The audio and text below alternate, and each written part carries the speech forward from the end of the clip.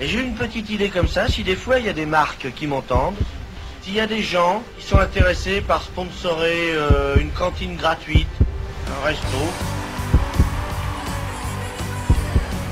C'était génial. C'était exceptionnel.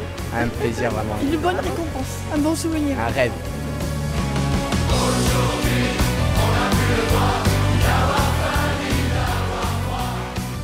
En janvier 2024, les Enfoirés fêtaient leurs 35 ans sur la scène de l'Arkea Arena de Bordeaux.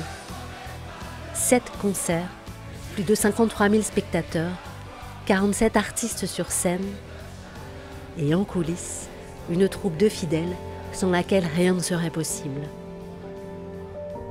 Vous écoutez Enfoirés, l'armée du cœur des restos. Épisode 4, l'esprit resto. C'est parti.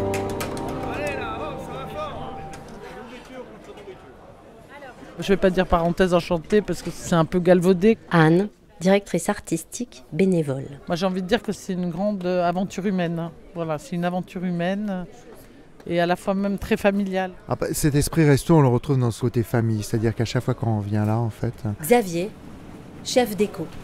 il y a un mélange de professionnels, de bénévoles, de gens qui, après avoir fait une carrière professionnelle, donnent leur savoir et leur temps pour aider. Et je trouve que ce mélange est absolument fabuleux. Mais dans cette petite histoire, Thierry, chef coiffeur. ce qui est fabuleux, c'est que le premier moment où je suis intervenu auprès de ces gens-là, c'est un contrat qui n'en était pas un forcément, puisque c'était bénévolement que j'étais là, et c'était pour les Restos du Cœur, pour les Enfoirés. Depuis 15 ans, j'ai mon petit salon où je reçois bien sûr ma clientèle qui est fermée justement pendant cette semaine. Mes clientes sont au courant, elles me laissent partir parce qu'elles savent que c'est ma récréation annuelle, qu'elle soit artistique mais de bienveillance et de moments intenses. Moi, ça fait 20 ans que je travaille pour les Enfoirés. Il y a des gens que je croise depuis 20 ans, donc ces gens-là, ça fait partie de ma famille, quoi. On se retrouve comme si on s'était vu le jour d'avant. Et puis on arrive à créer ça, c'est-à-dire quand on a un problème, il y a toujours quelqu'un qui va nous donner un coup de main, il y a vraiment un truc, il y a pas, enfin je sais pas, c'est une réalité. Hein. Ça correspond à la chanson de Jean-Jacques, la famille. Donc. Autant que ce soit côté artistique avec autant d'artistes autour de nous que l'équipe technique, il y a des gens qu'on revoit qu'ici parce que les chemins dans l'année font que ils sont tournés ou on bosse pas ensemble, quoi. Marine, au prompteur. C'est des liens très forts qu'on arrive à créer parce qu'on est dans une bulle pendant 10 jours, on est tout le temps ensemble et c'est ce qui fait aussi la beauté en fait de ce spectacle, c'est que c'est un travail de plusieurs maillons qui se réunissent et qui font le maximum. Voilà, on est content de se voir quand on se voit, il y a toujours des sourires, toujours la bienveillance et on voit pas ça partout. Et je trouve que ça correspond bien à l'esprit des restos. On est une famille pendant 17 jours. Caro, peintre. On petit déjeune le matin, on déjeune, on dîne le soir et on dort dans le même hôtel. C'est le rendez-vous annuel des copains, quoi, en fait. Olivier, cuisinier. Jean-Louis Aubert vient de me taper sur l'épaule et il m'a dit merci, c'est cool. Donc ça fait toujours plaisir. Surtout venant de lui en plus, parce que voilà, j'ai 50 balais, l'âge de téléphone et téléphone un petit peu plus vieux, mais j'ai grandi avec et ouais, ça fait juste plaisir. Et voilà, ça s'est bien passé, c'est cool, c'est fini. Je vais rentrer chez moi, je vais retrouver ma famille, donc c'est cool. Retrouver mon petit-fils, mais ouais, j'ai un peu les boules quand même. Parce que c'est les Enfoirés, c'est ça du cœur, ça vient du cœur, quoi. Donc on le fait avec le cœur. Il ne faut pas oublier de qui on vient d'un clown, on vient du divertissement, on vient de l'humilité.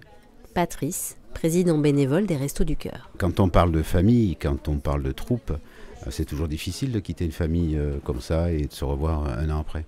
Mais c'est aussi parce qu'on se connaît, parce que historiquement, beaucoup de gens ont des habitudes. Frédéric, responsable bénévole des Enfoirés. Moi, j'ai un certain nombre de personnes que je ne vois qu'une fois dans l'année, c'est au moment des restos. Et au moment où on se voit, on s'est quitté la veille. On va veiller à ce que ça se passe bien, même s'il y a de temps en temps des obstacles, on va ensemble trouver les solutions. Et avec le maximum de bienveillance entre nous. Et c'est ça qui est quand même incroyable. Tout pourrait tellement être sujet à conflit, vu le stress dans lequel la production se réalise.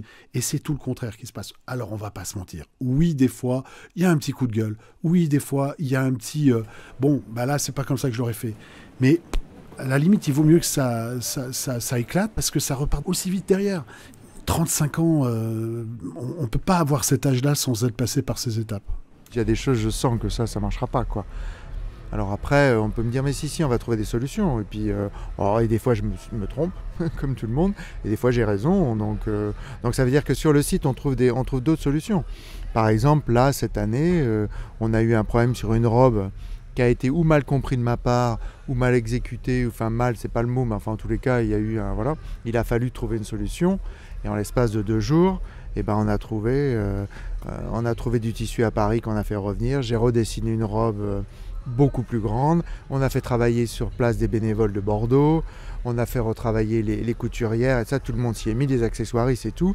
Et finalement, le tableau, il sort, il est magnifique. Et voilà, c'est-à-dire que ça, c'est la capacité à réagir et à se repositionner en fonction de ce qu'on nous demande, quoi. On est bienveillant avec nos artistes. Charlotte, chef costumière. On est heureux d'être là et oui, on a envie que ça soit, c'est une semaine d'amour et de bienveillance et qu'un résultat concret qui veut dire quelque chose.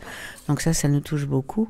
Et comme toutes les familles et toutes les réunions de famille, même si tu te vois une fois par an, tu as l'impression de t'être jamais quitté ou de t'être quitté le lendemain, la veille, c'est ça.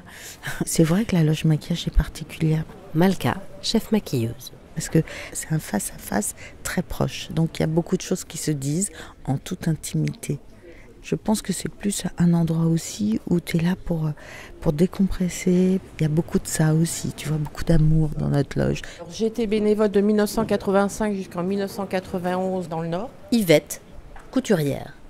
Et là, ayant perdu mon mari il y a quelques mois, ça m'a permis de retrouver une famille. Voilà.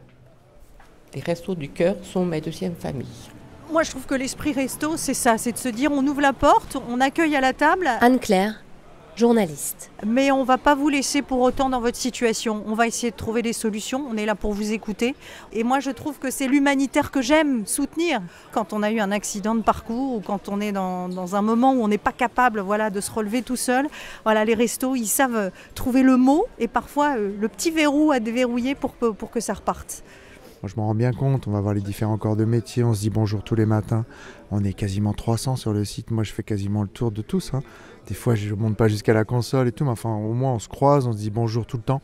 Il y a pas... Ça c'est très intéressant.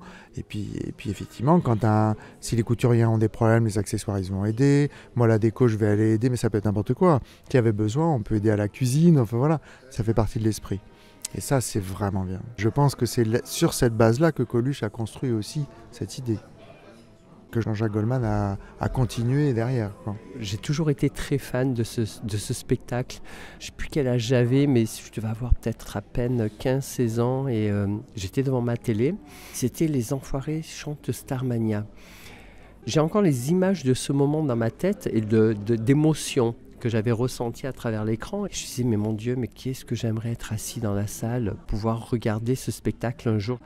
Je n'ai jamais eu cette chance-là d'aller m'asseoir dans la salle pour pouvoir le regarder. Mais quel beau cadeau de la vie de pouvoir être un des acteurs depuis 24 ans en arrière-scène et d'avoir ce rôle aujourd'hui en tant que chef coiffeur. Tu sais, c'est comme dans les débuts de tout, comme une histoire d'amour. L'enthousiasme y est toujours, l'amour est différent, il se transforme. Je pense que même pour le public, ça a été tellement incroyable de vivre ce qu'on a vécu dans les débuts, de voir tous ces artistes les plus grands qui montaient.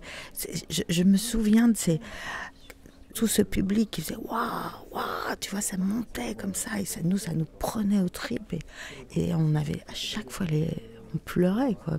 Les débuts, les ouvertures des concerts jusqu'à la fin, on était toujours en larmes d'émotion.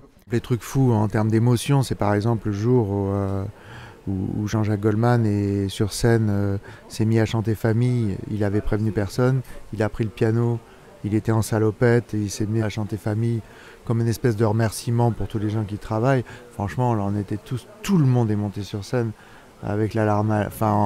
Et puis après, quand il a eu fini, il a fait bon, allez, c'est pas le tout. Maintenant, allez, tout le monde au travail, on n'a pas que ça à faire. Enfin voilà. Et donc voilà, ça, c'est des choses qui moi m'ont vraiment marqué en tout cas.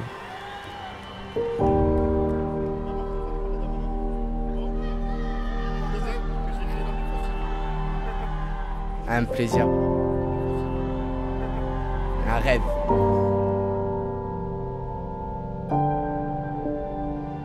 Vous venez d'écouter Enfoirés, l'armée du cœur des restos. un podcast mijoté avec amour par les Restos du Cœur. À suivre jusqu'au dernier concert. Dans ce 5e et avant-dernier épisode, les enfoirés ont les traits tirés et le cœur lourd à l'approche du dernier show.